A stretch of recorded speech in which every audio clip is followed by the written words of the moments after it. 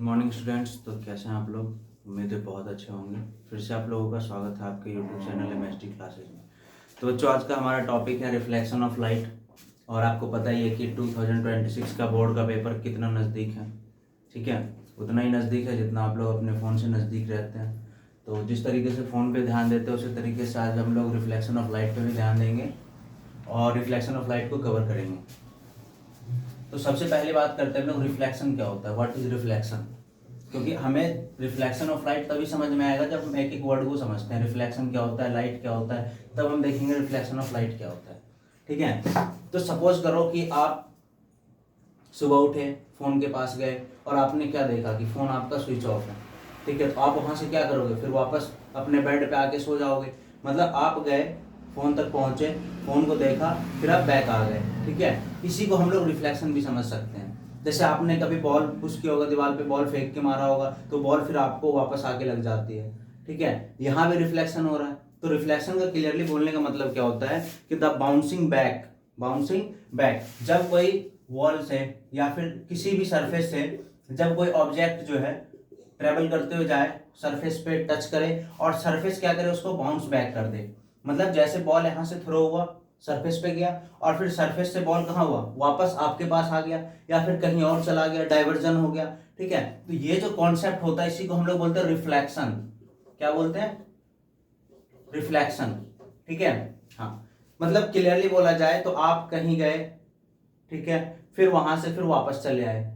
ठीक है, उसी को हम लोग क्या बोलते हैं, रिफ्लेक्शन। ठीक है, सरफेस से बाउंस बैक होना, सरफेस से बाउंस बैक होना, उसी को हम लोग बोलेंगे रिफ्लेक्शन। अब दूसरी बात है कि लाइट हमें उतनी बताने की आवश्यकता है नहीं, क्योंकि आप लोग पहले पिछली वाली क्लास में भी लाइट पढ़ चुके हैं। 9th में, सॉरी 8th में, 7th में, 6th में हमेशा आपने लाइट पढ़ा।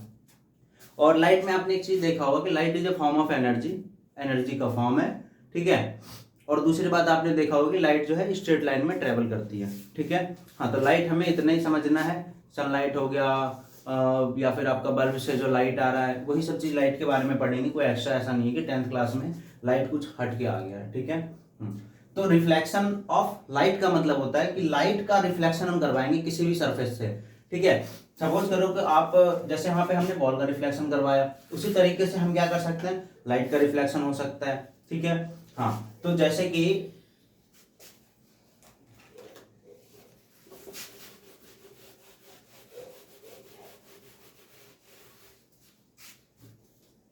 कि मान लो आपकी यहाँ पे हमारा है सॉरी, ये हमारा सरफेस है। ठीक है, प्लेन सरफेस ले लिया हमने, ये सरफेस हो गया। और यहाँ पे डेंटिंग पेंटिंग इसलिए कर दे क्योंकि लाइट बाहर ना निकल जाए, रिफ्लेक्शन के लिए रुकावट तो चाहिए ना।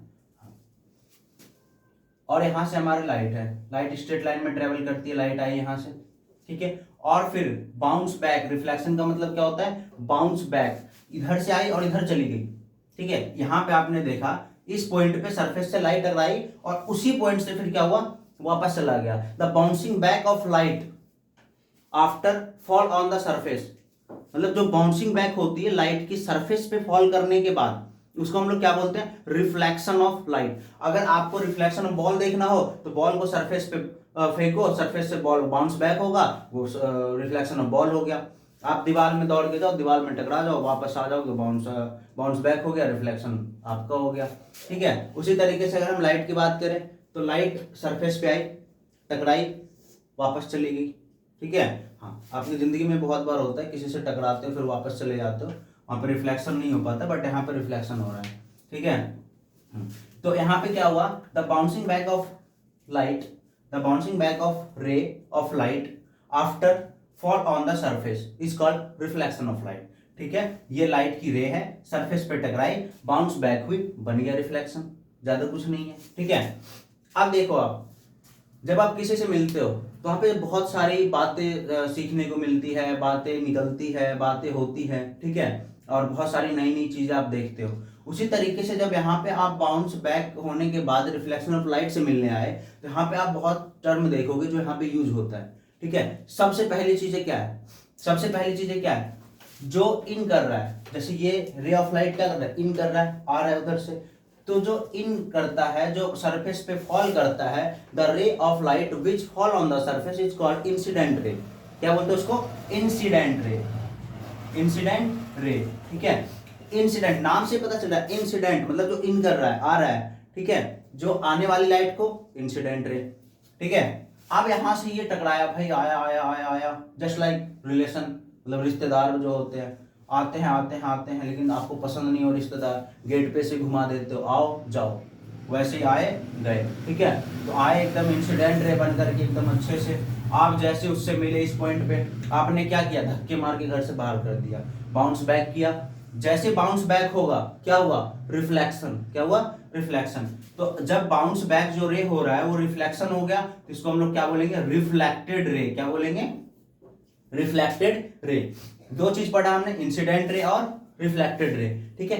तीसरी चीज क्या होती है इसमें, ये तो सरफेस है, प्लेन सरफेस। अब तीसरी चीज क्या होती है इसमें कि हमारा जिस पॉइंट पे, जैसे यहाँ पे आया आया आया आया, इंसिडेंट रे आ रहा है आ रहा है, इस पॉइंट पे आकर के सरफेस से मीट किया, इस पॉइंट पे आकर के सरफेस से मीट किया। अगर मान लो आपसे कोई मिलने आए, कोई रिश्तेदार मिलने आए, तो आप कल के दिन क्या बताओगे कि भाई मैं तो वहां पे घर से निकल ही रहा था, रास्ते में जो वहां पे पान की दुकान है उसके साइड में है, वो मुझे मिल गए।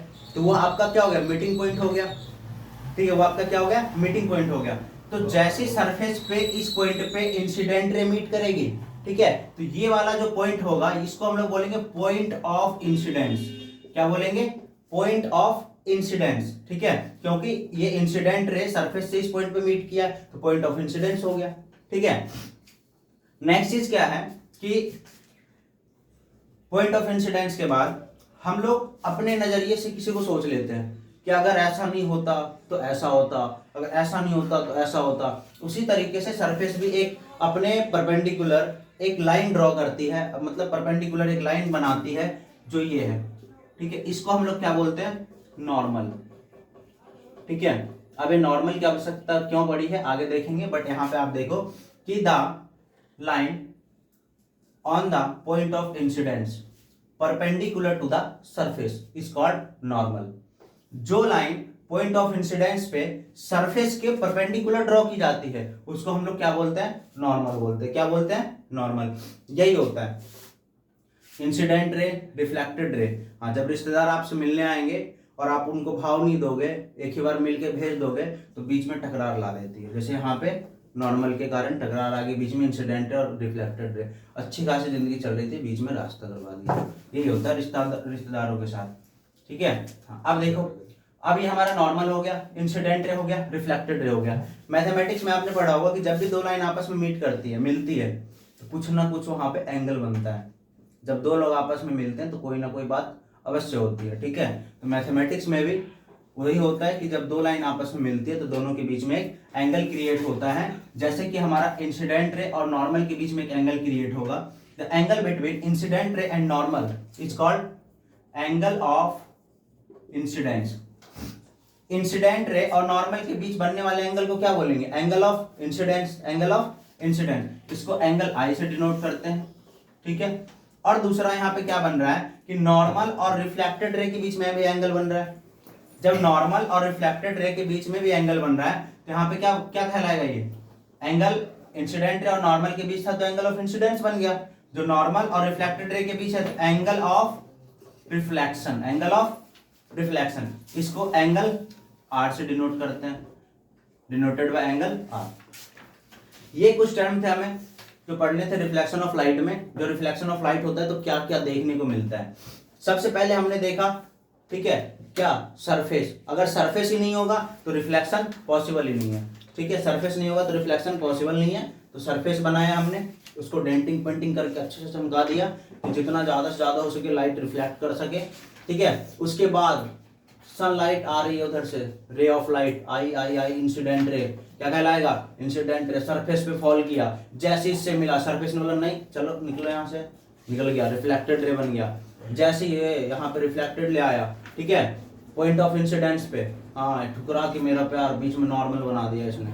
रिफ्लेक्टेड रे निकलते बीच में क्या बना, नॉर्मल। अब नॉर्मल बन गया बीच में, अब एंगल तो बनेगा ही, दो लाइन मिल रही है, एंगल बनेगा। जैसे दो लोग मिलेंगे तो बातें होगी।